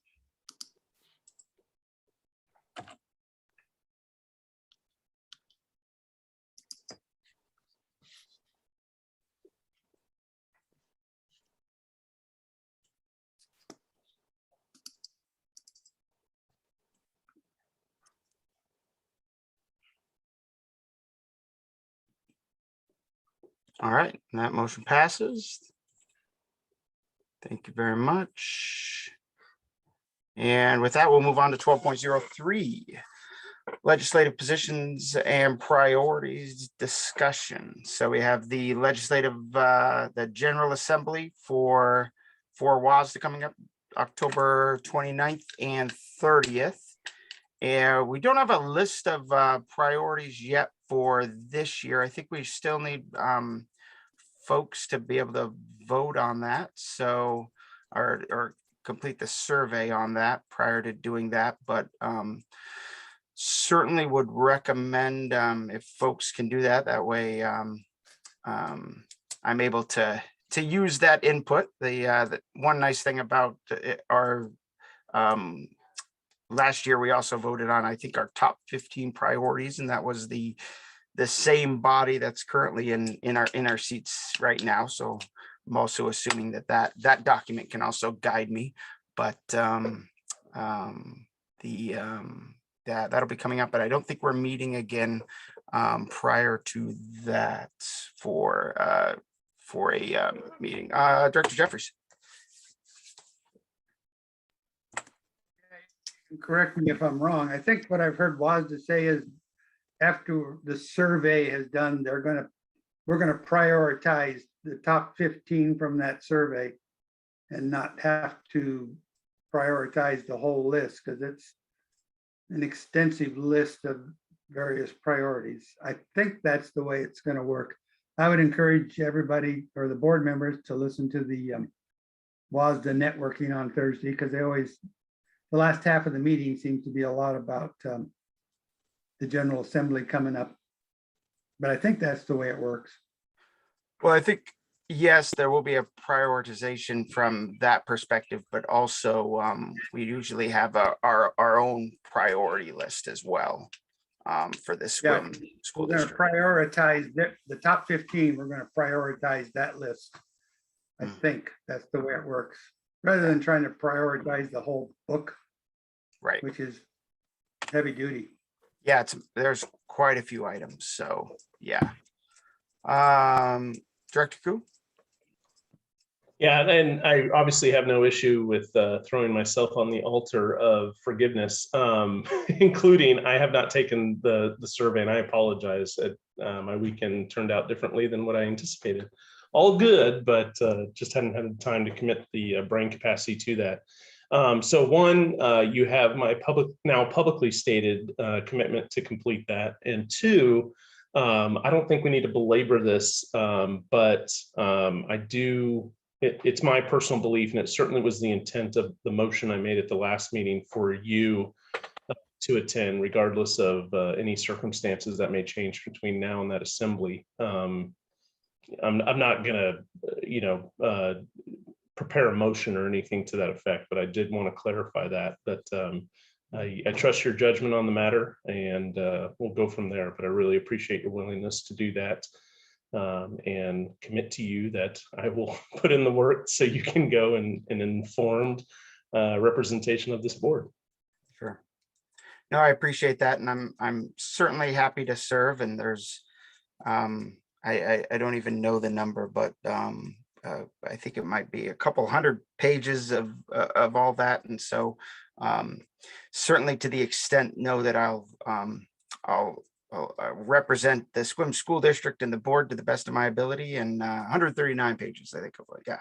So, and know that even if it's something that you're not necessarily able to weigh in on directly, I think if I understand my role in it, is that certainly the board is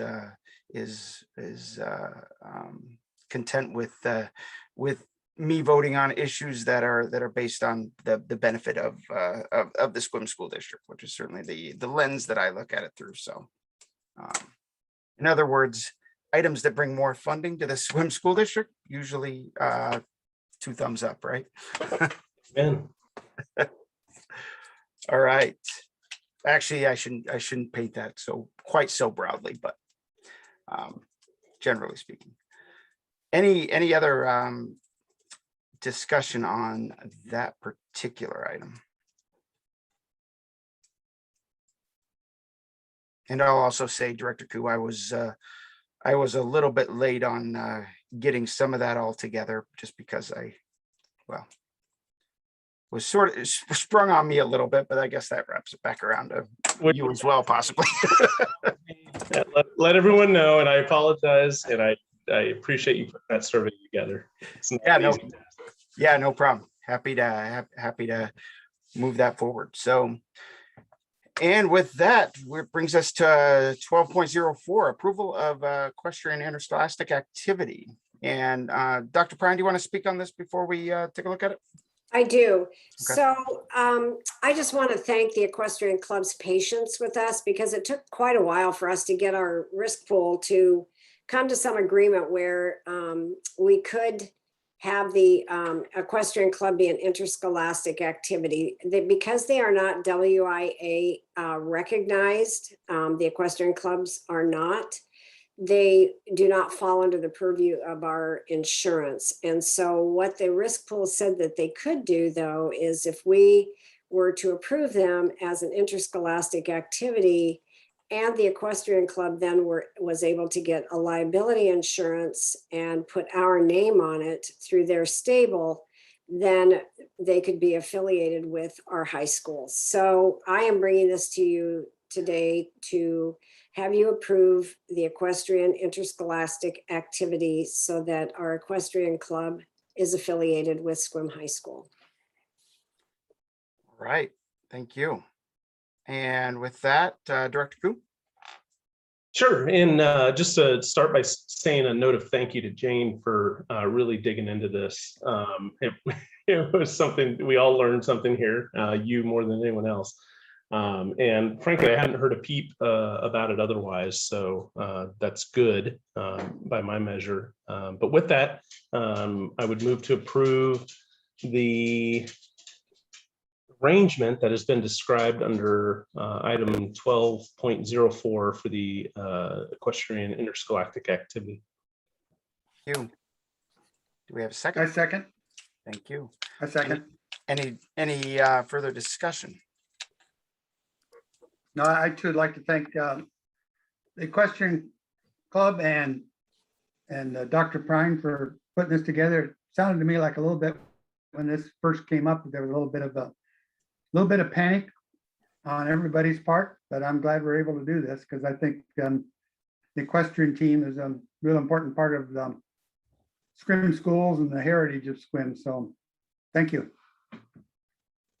Yeah, I'm certainly glad to see this, glad we're able to find a way, and I appreciate Dr. Prine, your continued diligence at making sure that we're pushing through for these activities that we have for our students. So thank you. Welcome. Okay. Any further discussion?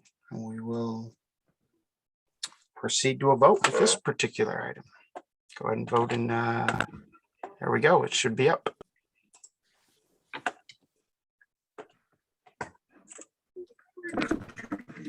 I'm just gonna listen to this. And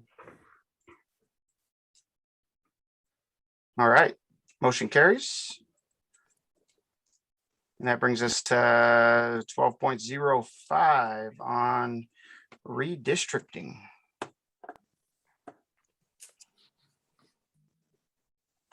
So can I speak to this, Director Pickens? Yes, please. Okay, so back in probably May, I heard from Mr. Schweitzer of the Sammamish Data Systems, and he's actually, I got an email about the same time I heard from him that said, you know, with the new census, you need to really look and make sure that your district doesn't need to redistrict, like if there are places that have grown and they're not, and they're underrepresented. So he sent me an email about the same time I got the email. And I said, is there anything we need to do with this? And he said, well, right now, just sit tight because the census that was done in 2020 is not quite ready yet because of the pandemic and people not working in the offices and that kind of thing. So we finally heard from him probably around the 1st of September, maybe, I think it was around the 1st of September, maybe the middle of September. And he said, if you could take this to your board, it might have even been the end of September because I wouldn't have sat on it that long. So anyway, he said, if you would take this to your board, we are ready for the second phase of this, and that you go to stage 2. And so what he's talked to us about is that what happens is when areas in a community grow, then they it causes, for example, it says it causes an imbalance with the voters. And so it said most of your districts grew out of balance with a high of 3.8% and a low of a -2%, but the imbalance should be easy to address and a perfect time to correct the changes to the census blocks. Each district needed to grow by 1,306 to keep pace. The third district grew at a pace far exceeding the other 2 districts, so we can get them back on par. So he said it is his recommendation to move forward to stage 2. And evidently this is the same company that we used in 2010, because he knew us, that we used in 2010 when we had to redistrict then due to the 2010 census. So I'm asking, I'm asking the board for approval to move to stage 2 so that we can, and he sent us a map and showed us where the areas were. But I'm asking the board to approve us moving to stage 2 to get our, what we need to do redistricted, so get our areas redistricted so that we are in compliance and we are where we need to be with the voters in each one of those districts due to the population increases. Dr. Prine, I have a question. Well, I hope I can answer it, but if I can't, I will find the answer. Yeah.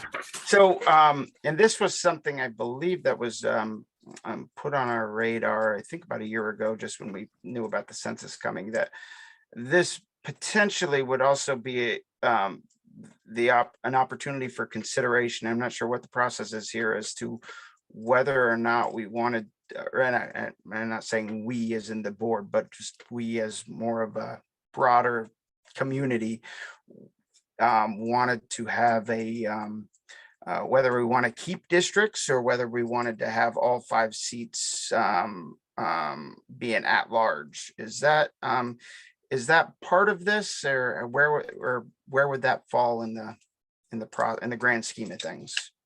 I'm not sure if that's something you can answer or not. That's a really good question. I will have to ask somebody because I don't know the answer to that question. Okay. And so I'm just curious if that was a direction we were going to go, if we should still move this forward or not move this forward. And well, I can get the answer and bring this back in November. I don't think you have to, it's not mission critical that it gets done tonight so we can start tomorrow. So. Right. I see Director Koo with his hand up. Yeah, and actually had the exact same question, which I'm personally a proponent of, is moving away from district board seats, just because of the dynamics of our community. And I could probably go on for an hour or two. But would it be empowering, Jane, or liberating to have the board's approval to move forward if this current path is appropriate? And if so, I'd be prepared to make a motion so you're not encumbered for the next couple weeks. You know, I don't know the answer to that question either, Brian, because this is the first time I've really experienced redistricting. I've always been in districts where things were pretty well set, or people were just voted on at large. There was not a particular district. So I've seen it both ways, but I've never been involved in the middle of redistricting. So I don't know the answer to, I think it's okay for us to sit on this for 2 weeks until I can get some answers, unless somebody else has more information than I do. Okay, that sounds good. I'll hold off then. The other thing too is this firm that creates this map for us, and this is like a low priority. So please don't even give it a eye wink. But they should be able to make an interactive map as we get, as we're, because I'll admit, when I decided, ultimately decided not to run, I had reached out to some folks for, my district. I don't even remember what district I'm in. District 2. And but it was kind of hard to tell with a static image like this, where exactly that boundary line was. So again, super low priority. I'd be happy to volunteer to help hunt that down if that's of help, but otherwise just something to throw out there. Okay. Director Jeffries? Yeah, following up, Brian, I wouldn't be surprised the county auditor's office must have something, because I remember when I filed my paperwork, they quickly checked my address to make sure I lived in District 1. And so there may be something already out there, I don't know. Number 2, this would not apply to the upcoming election. This would apply to school board election that's coming up in 2 years. 2 years. And number 3, I have 4 things. Number 3, I'd like to hear more discussion on the pros and cons of keeping the 3 districts and 2 at large to going to an all at large, and have more of a discussion, because I'm sure there's pros and cons that we need to consider. And I would just want to make sure that the public understands that we're talking about redistricting residency requirements for school board directors. This isn't redistricting for school boundaries on who goes to which elementary school and that sort of thing. So just to make sure that that's clear, that's a whole different thing. Yeah, that's a good distinction there. Thank you. And I suppose just adding on to that, I think that I might also be in favor of going to an at-large, but I would certainly recommend that if that was something that we were considering, that it was clearly marked on the agenda when we were discussing it further. That way it does give the opportunity for some public input for to Director Jeffries' comment, which was pros and cons, and just would want to hear from the public as well on that prior to moving that. And I think there's a process that might involve public input, but just on or public making the decision, but just would want to make sure that we're going in the right direction for that as well. So just so that part's clear. Director Jeffries, did you have one more thing? Yeah, just real quickly. Yeah, that's the importance of getting some more information. We could find out exactly how we would go about this if we were going to, and then getting public input. Very important. I think the county just went through something similar a few years ago, and where they went from at-large to districts. And I know the fire districts are the same way, but the county is a much larger place than the Sequim school district, although I was interested to read that according to this report, we now have 33,260 people within the Sequim school district, which is actually, I think, more people than Port Angeles has in their district, but I'm not sure. Okay. So the population dynamics do make a difference. Thank you. So I think we'll, I'm wondering from a process perspective, I don't think we need to, we don't have a motion on it. So I think we can just automatically move it forward, or do we need to table it? I think since we don't have a motion for approval at this point, can we have a motion to table it? We certainly could. So moved. I second. All right. Any discussion on tabling it other than what we've already discussed? All right. And we'll go ahead and Tracy, I don't know if you're quick enough on the draw on that.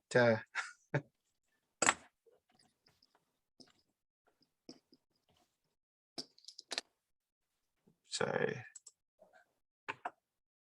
Thank you, Tracy. Go ahead and vote. Should be up.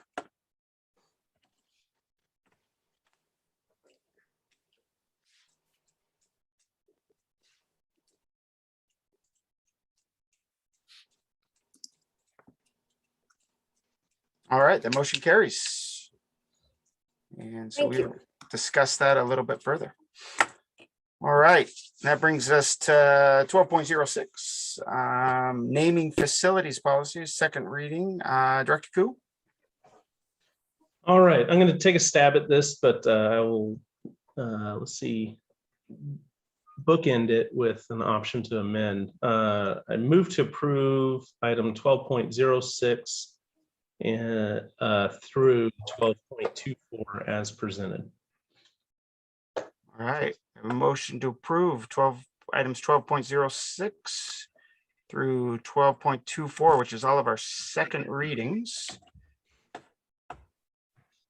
I'll second that if that's all of them. I haven't gotten through the number list yet, but I second. Yeah, that is all of them that I can see here. So, and all right, and it's been moved and seconded. Director Koo? Yeah, just on the first one, not at the expense of others, but since this is something that's germane to recent requests, one, I just really appreciate Jane and others bringing that forward, something that's more robust policy that's reflective of the ethos of this district.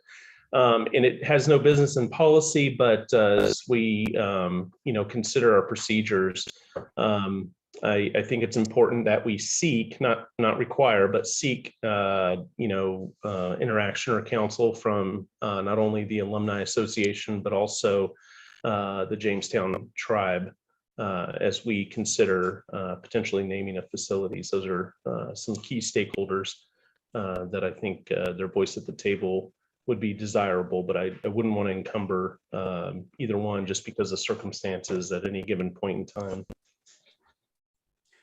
Thank you. Director Jeffries? Yeah, I agree. Whatever procedures we come up with for the naming of facilities should encompass a community at-large input and as well as the various stakeholders to be sure that kind of have a thorough vetting over naming of facilities. And we have a lot of facilities right now that don't have names, so maybe we can name a few more.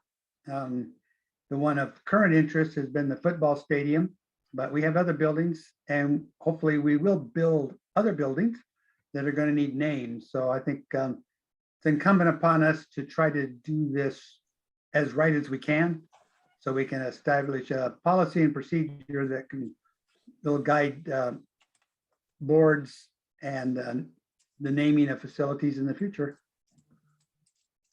Thank you. Yeah, and I would agree with Director Koo and Director Jeffries on both of those. And my only other request is similar to what Director Jeffries said about the stadium. I would request, since that one we've certainly heard some feedback on, that hopefully that one can get upon the approval, of course, can get prioritized accordingly. So I want to make that a top priority to move forward on that procedure, hopefully. And so with that, if there's no further or any further, and what I was referencing was specifically on 12.06, but I should also mention any further discussion on any of the items within the motion that Director Koo proposed.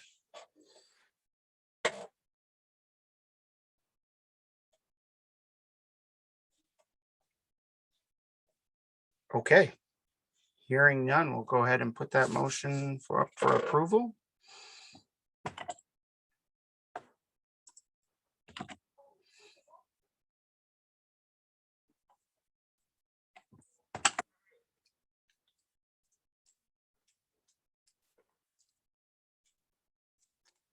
Okay, and that motion carries.